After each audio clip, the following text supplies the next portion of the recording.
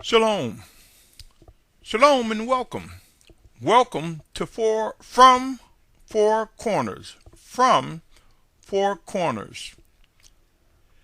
This is a series of messages to those whom I believe seek to do the will of the Almighty Father Yahuwah, the Almighty Father, the Almighty Creator, to those who pursue righteousness and desire to do His will.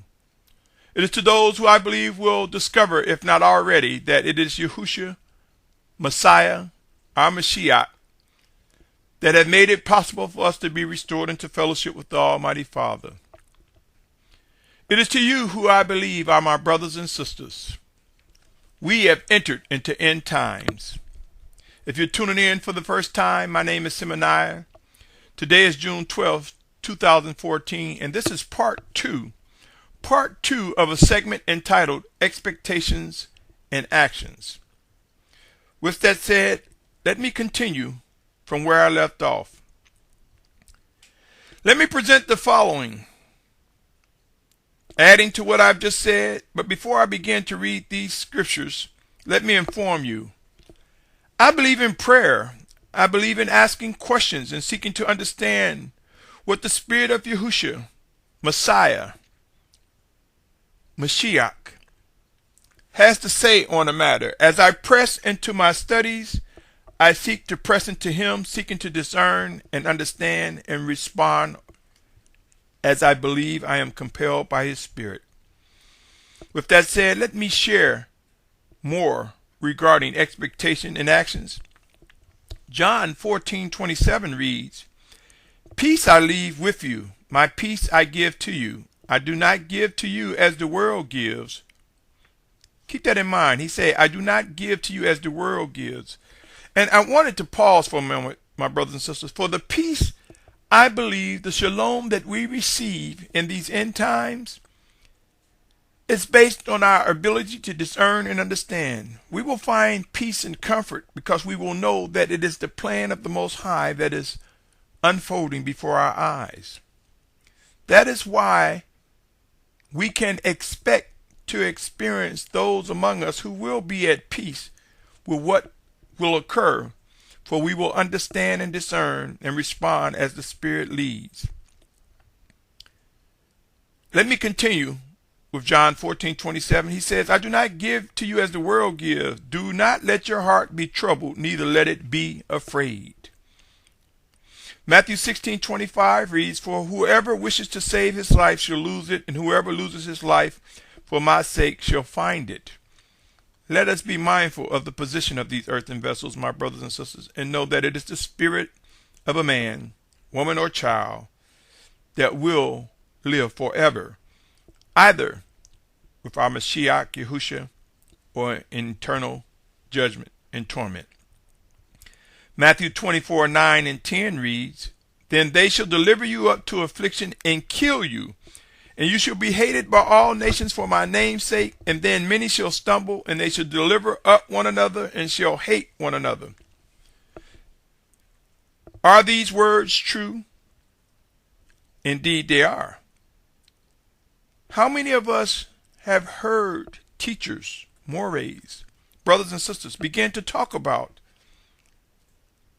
as we enter into these end times, how many of us are preparing to witness that some of us, it might even be us, will be delivered up into affliction, betrayed by those who hate us?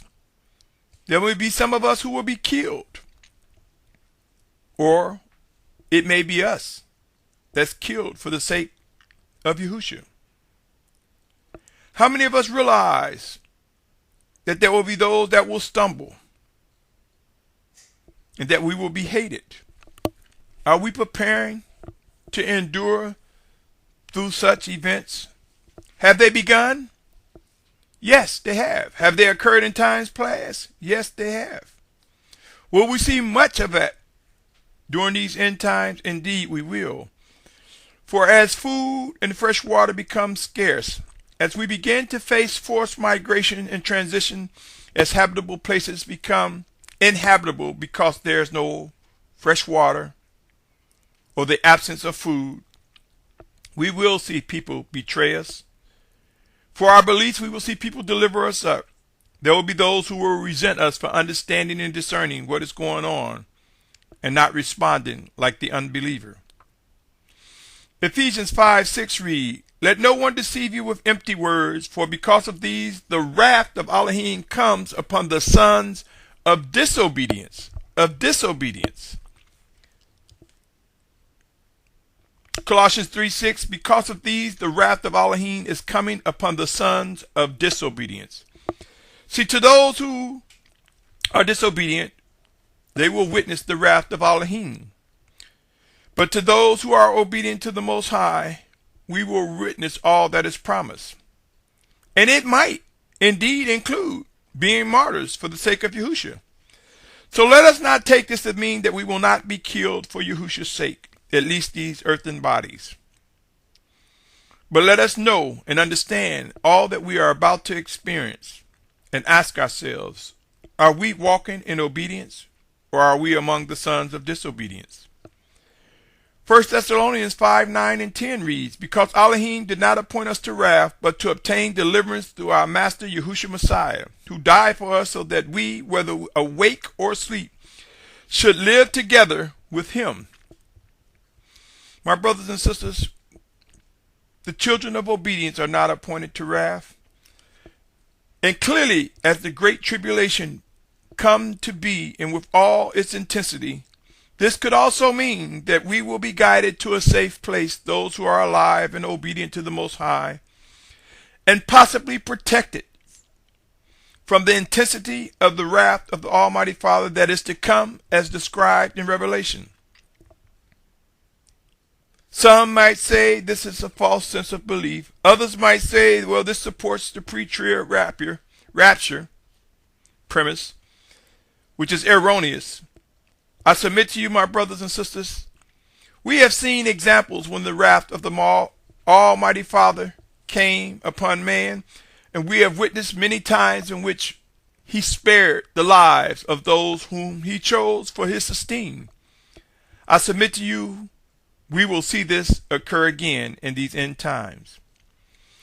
Isaiah 43, verse 5 through 7 reads, "Do not fear, for I am with you. I shall bring your siege from the east and gather you from the west. I shall say to the north, give them up, and to the south, do not keep them back. Bring my sons from afar and my daughters from the ends of the earth. All those who are called by my name, whom I have created, formed, even made for my esteem." You know, many believe when he say all those who are called by my name, they think this means everybody will come. But keep in mind, my brothers and sisters, scriptures tell us there will be martyrs. So they're not in the all. Scriptures tell us that there will be a falling away. They're not in the all. Scriptures tell us that there are times when there will be those delivered to Satan for the destruction of the flesh, that the spirit may be saved. They're not amongst the all. So we missed the part in the 7th verse when he says, even made for my esteem. And so in doing so, there's a blind expectation that the actions will result in every follower of the Most High being led to a safe place in these end times. That is an erroneous and false sense of belief and security. We owe it to ourselves to seek to establish and identify what is expected of us as an individual and as well as the assemblies. Revelation 7:4 says, so I asked the question in my prayer, when I read these things, it is important that we keep the scriptures whole. This is why I can confidently say not everyone will be gathered from the four corners of the earth. This is why I can clearly say that there will be martyrs, for it is in scriptures. It is brought to mind, it is brought to remembrance that is indeed in scripture. Revelation 7:4 reads, "And I heard the number of those who were sealed, 144,000 sealed out of all the tribes of the children of Yashar'al." If you read this chapter, the question then becomes, when? Who are these individuals? Where are they? Are they numbered one by one, scattered throughout the world? I think not. I believe they are gathered together as a unified group, and they will emerge visible to prove the fulfillment and promises made by the Most High. 144,000, and if you read the rest of this chapter, you will see it would say 12,000 each from the tribes, 12 tribes mentioned in Revelation 7 chapter. And then we see that there's a crowd. If you drop to the 9th verse and 10th verse, you read, "After this I looked and saw a great crowd, which no one was able to count, out of all nations and tribes and peoples and tongues, standing before the throne and before the Lamb, dressed in white robes and palm branches in their hands." Let me pause. In the 9th verse, it's saying all. So some people say every nation is going to be represented. But notice it said these that are dressed in white robes. So these are the ones that seek to do the will of the Almighty Father. And it said, crying with a loud voice, 10th verse, "Deliverance belongs to our Elohim who sits on the throne and the Lamb." If you drop to the 13th and 14th verse, it reads as follows.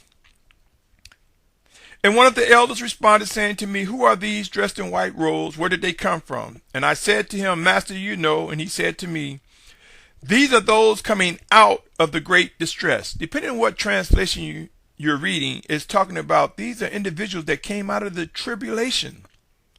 And it says that having washed their robes and made them white in the blood of the Lamb.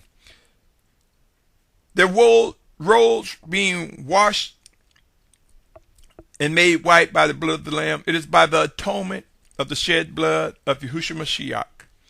It is by the living spirit, the set apart spirit sent in Yahushua's name, that we grow into the refinement and perfection in our worship and obedience as directed and guided by Yahushua Mashiach. So it says they came out of the great tribulation. So this tells me that there were some who will fulfill what is said, that we are not appointed to the wrath of Almighty Father Elohim. My brothers and sisters, given all that I've presented in this segment, is it safe to say there are and will continue to be expectations going forward and actions in order for these things to come to be? Believe it or not, we are in a very critical time in our lives, and soon all on the planet, yes, everyone walking the earth, will agree, both religious and non-religious, both righteous and the unbelieving, both those pursuing righteousness and those who follow wickedness, will come to realize this is the most trying times of our lives. Time, resources, and placement, where we live, where we dwell, will be some of the most critical things that we face as we begin to witness end-time prophecies unfold intensely. Either we believe what we read in scriptures or not, the bottom line is end times are here, and they are not asking our permission to be fulfilled. They are not asking our permission to complete what is written and promised by the Almighty Father, Yahuwah. End times will prove to demand expectations and actions from each of us. I will pause at this point, my brothers and sisters. This is part 2 of expectation and actions. Again, this is part 2. I will pause here and pick up in a moment.